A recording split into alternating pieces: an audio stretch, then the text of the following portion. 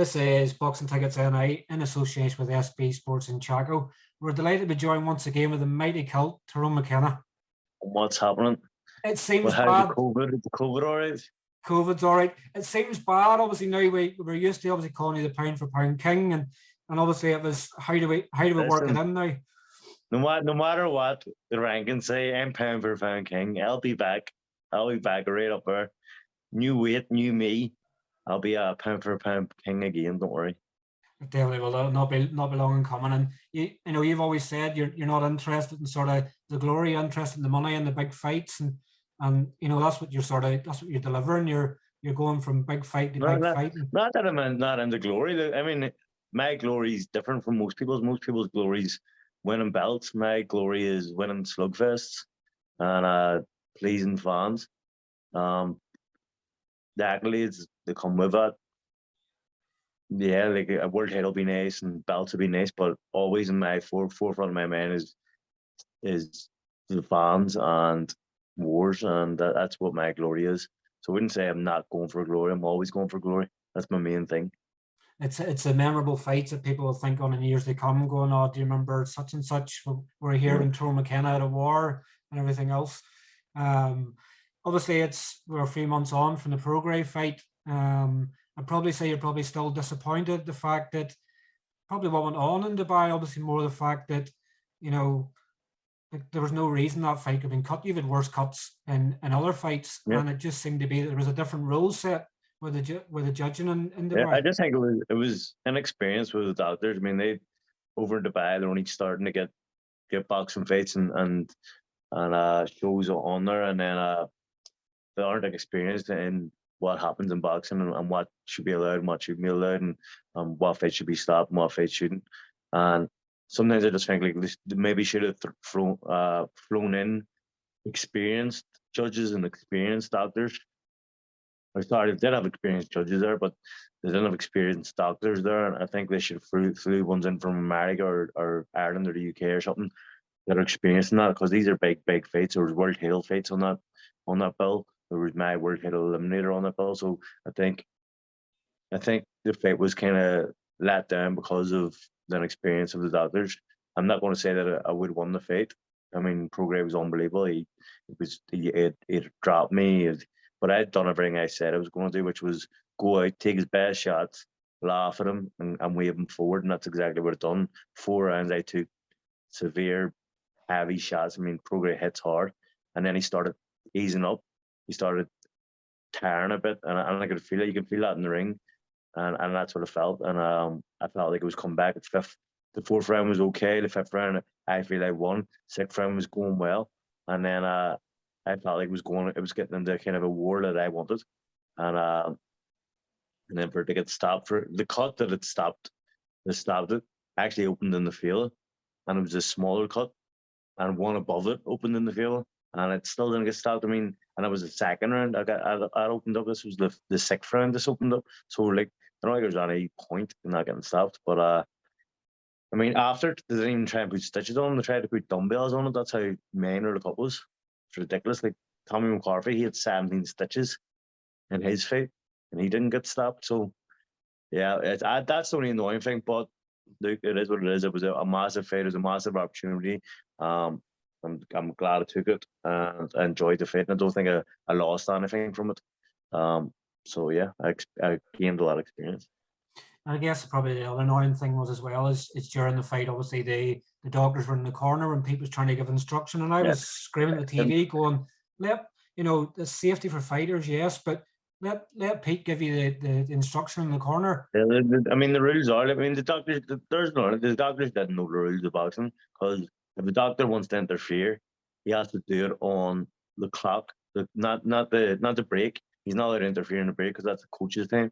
If he wants to interfere, he has to stop the clock during the fight and have a minute himself. But they didn't do it. They just jumped in the ring and we wouldn't let my coach talk or let my cut man. He wouldn't even let my cut man do anything to my face because he wanted to look at my eyes. So it was insane. It was just the doctors ruined that night. But look, I'm over it. Prograis is probably one of the best in my weight division, probably the most feared guy in my weight division. and I'm glad I got in the ring with him. I'm just glad. I just wish it was in a different country, but sure, it is what it is. I'll be back up at top in the welterweight, fighting the best in welterweight next. And obviously, you're now a married man as well. You know, I guess obviously you'd quite a bit of a breakaway in Thailand and things like that. I think you'd sort of said your last week was probably the worst of it. But obviously now being a married man, does this sort of change the War McKenna mentality? Obviously now that you sort of I have more frustration now. I want to get in the ring and do more damage. Nah, look, it's going to be I held it off so long. I mean, for years and years and years, I've been saying there, no, I'm not get married, never get married, and then lockdown came, and I said, "Fuck, I'm going to book a wedding. I need something exciting to look forward to." So, booked the wedding, had an unbelievable day. I don't remember half of it, and then I had an unbelievable honeymoon over in Thailand. It was all unreal for 2 weeks. And I'm back. I feel like I needed that kind of break. I mean, it just feels like I've been boxing in hard fights for the last 5 or 6 years constantly, and maybe getting 3 weeks off and then back in the camp. And I think I needed a longer break, so I took 9 weeks off there, and I feel refreshed now. I just feel like I'm happier and ready to go. And as I said, new weight class. Like, see my previous fight. I was actually going to move up before I fought Prograis. I was thinking about moving up to welterweight. But then I got that opportunity with Prograis, and I said, look, fuck it, I'm making light welter again for that opportunity. But I'm glad I've moved up now. I feel like I did always make the weight, but always felt like I sparred better than I fought. If you watch me in sparring, I'm a completely different guy, and I think most people say that I spar far better in the fight, and I always feel like I've left something in the gym when I'm going into fights. So I think it's more a weight issue than anything. I really do struggle to make weight. When I was 140, so 147, it's an extra 7 pounds. I feel like I'm going to be a new McKenna. And I'd say obviously I jump up the welterweight as well. I guess obviously the first thing we sort of look at is, you know, revenge for Paddy Gall. Obviously Paddy Gall was beat by Chris Jenkins in 2019 at the field, and probably, you know, like it's fact probably from what it sees now that obviously it should have been a victory for Paddy Gall. Yeah, In some ways you sort of look at it first and foremost for let's gain revenge for Paddy for the robbery it sort of looked at being in the field in 2019. Yeah, 100%. I mean, Paddy Gall's a good mate of mine. We went to my wedding. I've been my friend for many years, and he was winning enough. He had hurt Jenkins. He'd put him down, and then the cuts were actually punches. So the referee missing that should have been just a TKO, but it wasn't. It was ruled as a headbutt, and Jenkins went away with the win. And I think it was a bad win, but yeah. So I'm there to get revenge from my mate and get revenge for the city, and I'm excited for it. I mean, Chris Jenkins. I think people are very underlook Chris Jenkins. He's actually a very good boxer, and he's a very tough man and an exciting man. Like every fight that he's in, he always gives it his all. He's very busy. He's kind of like myself, goes to war every time and entertains the fans. So I'm expecting a tough fight, but it's definitely a fight that I think I'm going to win. I think I'm too big and too strong, too high a pace, too a ring for him, I think. And yeah, but it is a fight that I'm excited for. I think it's a good name to have on my first welterweight fight. See how things are, new weight class, and the punch difference, everything about it, just to see how it's settled in there. But it's good. It's a good fight to get into the welterweight division. I think it described it well. You're saying it's going to be cuts and war. Chris Jenkins always seems to get cut. You know, it seems to be even rare now that you don't get cut. There's occasion you don't get cut. Actually don't remember. I don't remember the last time I got cut. Didn't get cut. Sorry. but obviously it's probably, I guess, the fear for you is probably going to war too early in the fight. Obviously, Chris Jenkins has quite a few technical draws where it's stopping before 4 rounds. But that actually, it's worrying me. I just looked at his record the other day, and I've never seen as much TDs in my life. I was like, TD. I was like, what the fuck? So I think with me as well, being prone to cuts and him being prone to cuts, I think we need to be careful the first 4 rounds anyway, and hopefully get through them. But um, I just hope the judges or the referee and the doctors are a bit more lenient than the Dubai ones, and they know that we'll cut, they know we've good cornermen, good cut men, and they just let the fight roll on with the blood all over our faces, because it's certainly going to be blood everywhere. Tell you what, everyone in the front row, bring your raincoats so you don't get blood splatter on your nice dresses. And I think it probably reminds me of Stephen Ward and Liam Conroy. Obviously, there was Clark everywhere that night in Ulster Hall, and this, there's nothing that this fight's not going to be one bit boring whatsoever. The two are going to come for 10 rounds. If it lasts 10 rounds, and these are going to give it your all, and you probably nearly have to have a drip sort of straight away afterwards, sort of to get blood, like a blood bag, and these will probably leak that much. Yeah, exactly.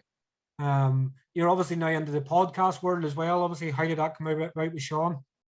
Yeah, it was going well, but I feel like I maybe should have waited until I was such a busy time in my life when I was doing it. I was like getting married. I was trying to get a fight. I was going on honeymoon, and I was doing everything. And I was going to Germany and stuff like that. So it was so hard to get. Like I had to call it off there. It was the first few weeks was all right, but then once I got called back in the camp, and I had my wedding, I had my honeymoon and stuff, I just didn't have time for it. So I've had to put a halt to it for the minute. But I will go back to the podcast world. I actually enjoyed it. It's good crack, and yeah, just it's on hold at the minute. It'll be revitalized soon. I guess obviously, you're an entertainer in every way. You're obviously a film star, you're a boxer, you're just a born entertainer. So it doesn't seem to matter what it is you sort of turn the touch at. It's always going to be a success. Oh yeah, I mean, I've always been an entertainer, even in class, school. Like I was always the one that everyone went to have a laugh at. Even like anywhere I go, I try and be the limelight. I love the limelight. You put a camera on me and I entertain.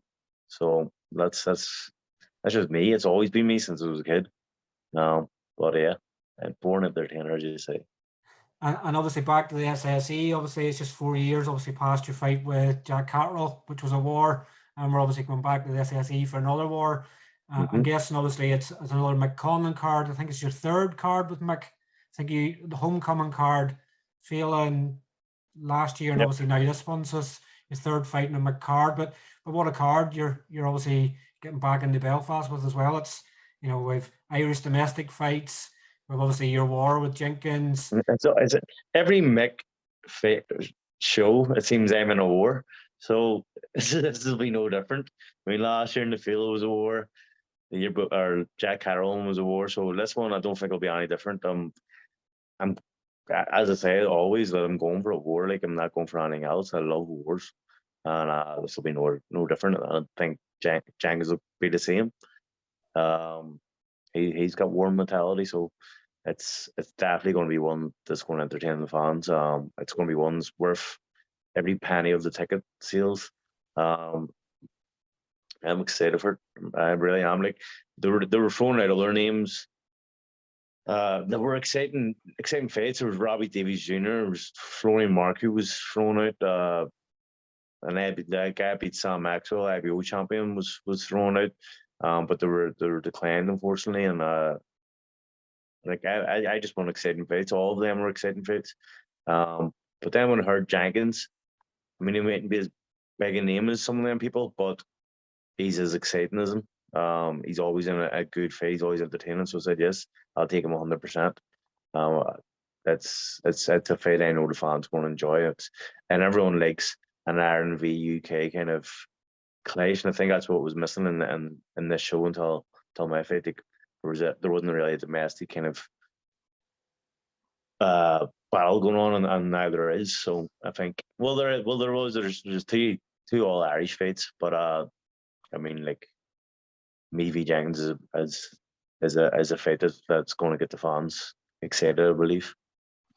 I guess, when you sort of look through the card, obviously James McGovern, who obviously you're good friends with, obviously battling your stablemate and Pete Taylor's Jim and Tony McGlynn, But obviously No, James I feel like a traitor because he's from Belfast. But you have to support your teammates. And Tony is a legend of a man as well. So's James. I'm just excited that they both took it. They're both ballsy. They both took it. It's a tough fight at this stage of the career. I don't know what the records are. I forget. But I think James is 4-0 and Tony's 3-0. so like that's such an early, like normally you'd wait you're 12 or something to take this kind of fight, but they're taking it so early, and that's just shows the balls that they have, and I love it. I love that kind of shit. Like people wait too long for these kind of fights, are too fearful. James and Tony are straight in, and it's a fight that'll both gain experience, they both gain a new kind of experience. Like there's no, I've always said, like, I've never been more nervous than going out for an all Irish clash because it's Prado country on you. They won't know the pressure that comes on until the night that they walk out, and it's different pressure, and they'll gain a lot of experience from this. And obviously looking to yourself, obviously now with the new weight class and welterweight, sort of where do you sort of now cast your eyes and sort of new opponents at 147? You know, I was looking at the rankings there, and just anyone that's fucking exciting. Anyone and everyone. I just want them all. I mean, there's a very good fights there in the UK. I mean, Conor Ben is there. I'd love to fight him. McKenna, great fight. He's fighting Ortiz at the minute, but who else is that with? There's a good few, and then even further afield over in America, there's unbelievable big names. Like it's a massive stacked division, where Tyrone McKenna can sit and call 10 or 20 people out, and it'll all be exciting fights. So after this fight, you'll see McKenna on Twitter creating his next opportunity. it's I guess, you know, you look at it, I think probably the welterweight division, you know, in any sort of thing, and you look at the top 20 and box rec, and you're going, you know, same, you know, you'd probably look at the super lightweight division and you go, there's only a handful of names you can sort of look at, Yeah, whereas now I just say because I never really looked at the welterweight. I always looked at the super lightweight, and I would see like 5 or 6, maybe 7 names that I wanted to fight. I went on the welterweight division now. Fuck me, there's all sorts here that I can just throw out name after name after name, and it's got me excited. I'm happy with this move. I feel it's the right time to move up, and I feel like I am going to be much stronger. I mean, if you see me sparring compared to the way I fight, like even fitness wise, I feel like I know I'm a high pace fighter when I fight, but in spars I'm twice as active. So I think it's just being a bit more drained at the fight. So I'm excited for this new weight. definitely, as I guess probably the only thing when you sort of look at the card on the 6th of August now is probably no Sean Mccombs so far. You know, obviously I think he seems to be obviously having issues finding people to fight him. I guess probably whenever he's a teammate of yours and people know what you're like, they're going, Sean McComb, nah, you know, he's finding it really tough to get a fight. But I know the fans have been sort of going, let's get McComb on, let's get McComb on. I'm sure if they can find a place or they can find an opponent for him, we'll hopefully, fingers crossed, get Shawnee Mac on. Yeah, Shawnee Mac needs on. Like, I mean, he's been training since I started camp for Progress. That was January 3rd. So he's been training flat out since then. And just got let down with opponents, got let down with shows, and then I don't know, it must be insanely frustrating for him. I think a lesser man would have fucking packed it in. Like the inactive he's been, and he needs an opportunity, he needs a fight. I think it is because everyone knows how good he actually is, and he is unbelievable. It's kind of like he's in the who wants him club because he's a big risk for anyone, and like everyone knows that. So hopefully I've heard rumors that he may be getting a fight soon. So hopefully it comes through. Definitely, as I know, obviously he's at a tough time. Obviously, he sort of had a sort of mixed bag. Obviously, his defeat to obviously Gavin Glenn, and obviously then opening up his own business and everything else like that. He's sort of making money outside of boxing now, but obviously he's Thankful. still. That's what smart from Sean. Like me, if I was me and I was out of action so long in boxing, I'd been skint because I had no money coming in, had no fights. But he's smart. He's got a bit of a business head about him. He's bought a gym. So he's got money coming in, which is very lucky for him because otherwise he'd be fucked. You would. So obviously looking at 6th of August, obviously 5 weeks today. Obviously, how do you see the fight going with Chris Jenkins? Do you see it being just a sort of war and probably the best man wins, or are you obviously looking to make a statement in your first fight at welterweight? There's going to be brutality, whether it's one side of brutality or or two ends of us going at it. I don't know. We'll see how he is on the night, but I'm gearing up for a serious, high-paced war, and I believe I am going to stop him. I believe that he's not going to make it to the end of the 10 rounds. I know he's a tough man, and he's a guy I like watching fight, but I just believe I'm going to be too much for him, and I'm excited for the night. A stoppage win obviously be a great way to start off the new weight class as well. That's it. I mean, I genuinely feel like I'm going to be feeling much stronger, much better at this weight. So I'm excited to get in the ring and see how I do actually feel and perform. And obviously, finally, when he touched on obviously tickets, obviously for once, having to run about selling tickets, it's all been done through a link. So obviously, just to highlight once again to people, obviously that the link you're going to put up for your tickets and social media gets you commission obviously from that rather than you having physical tickets. Yeah, well, I'm just using the Ticketmaster. I can be part using my link, but yeah, you can. There is a link. I haven't seen it, but there's a link about going for the McKenna tickets. But just go on Ticketmaster and get them all. Get the tickets. I just want to support her. I don't care whose link you use, but just get the support there for the McKenna crew and see them fighting it. It's the first night that my kids, since I've been boxing, are going to the fight night, so I'm excited for that as well. I have to put on a good night, good performance for them. I think if it is a complete war, I could see my daughter in tears, sitting there crying her eyes out. So let's hope that there isn't too much blood. Definitely. I know that they've obviously watched your fights and stuff before, so they know what they expect when they see blood You know and what? going to war. See, when they do watch fights, I think they just half-heartedly watch it, or they come in late. They don't really. I don't think they watch too much. I think this will be the first one where they're glued to it and feeling the atmosphere, and I'm excited. They're buzzing for going for it, so I'm excited for them. I want to touch on obviously one final point that obviously Jamie Conlan obviously made a few weeks back. He obviously says you're now carrying the mantle as a new Mexican. He believes you're more Mexican than he ever was. I'm sure obviously that's a compliment coming from the original Mexican. I don't know about that. Like, I mean, when Jamie's boxing, he's one of the boxers that I loved watching. I mean, he's one of my favorite boxers to watch every single fight. No matter, it actually didn't matter what class the guy was that Jamie was fighting. He's the same as me, where if he's fighting someone unbelievable, he'll have a war with himself. If he's fighting someone average, he'll still have a war. It's just in us to have wars, and we're bred. It doesn't matter. We're going to war, and that's why Jamie's loved and so exciting. Everyone tuned in to watch Jamie's fight, and I think that's why a lot of people are supportive of me and love watching my fights, because I'm the same. You're always going to get, no matter who it is, an absolute war. So yeah, I'm a huge compliment from Jamie, the original Mexican, but I don't know if it took his tail yet. Hopefully, a few more wars and I'll be up there. I have finally obviously just a couple of questions obviously come in from obviously our Instagram post. Obviously Ronan Welsh asked what boxing club did you go to? Went to Oliver Plunkett, was there my whole career. Me, Tommy McCarthy, and Anthony Kakachi were the trio of Plunkett, and we're still doing our thing, winning all sorts of titles and beating people up. So yeah, we're Plunkett, man. You obviously knew that obviously Brian Holmes was obviously going to come in with a question or two. He obviously says, how does it feel? How does it feel about being second best in Andy Town? Wow, Homer. You know what?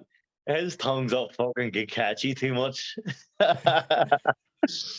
you know what? I'll actually take it. Kakachi's a phenomenal boxer. He's always been one of the best, and his boxing IQ and his punch bar and everything. He's genuinely unbelievable. So I'll take number 2 in Andy Town. Suppose that means Tommy's number 3 then. He's from Nanadoo. He's not an Andy Towner. Pretty much him number 3 regardless of now. And obviously another question Brian Holmes is, must have been bored when he's taxing this morning, says, What's the best pizza in Belfast? He give you a bad one and a good one. I can't give a bad one. That's bad. No, I mean, he give you a bad one with the question. So, you know, it would have been the second best. So, and obviously, I asked you, where's the best pizza in Belfast? Well, I think the best pizza in Belfast, people are going to kill me. I know Chris Wiley's going to kill me because I'm not saying Holmes. I'm going to go Nico's. I love Nico's. Nico's is some spot. Nico's sponsor Kakashi, and I enjoy going there with the kids and the family. So, yep, Nico's really enjoy their pizza. Nico's. Stephen and Christian will be loving that answer. But obviously, thank you once again for always coming on and having a chat. It's been a few months since we had a chat, and we've plenty to talk about. Yep. Just tell Nico's that only costs him 20 quid. 20 free pizza. A free pizza. And obviously, you only have to make 147 now, so obviously you've still room for a pizza in there. I can have 2 free pizzas there. Definitely can. But obviously, we'll look forward to obviously seeing you build the fight up over the next few weeks. And I'm sure we'll get a chat with you before the fight on the 6th of August. Good man. Right. All right, Tron. Cheers. Take care. Thanks. Bye-bye.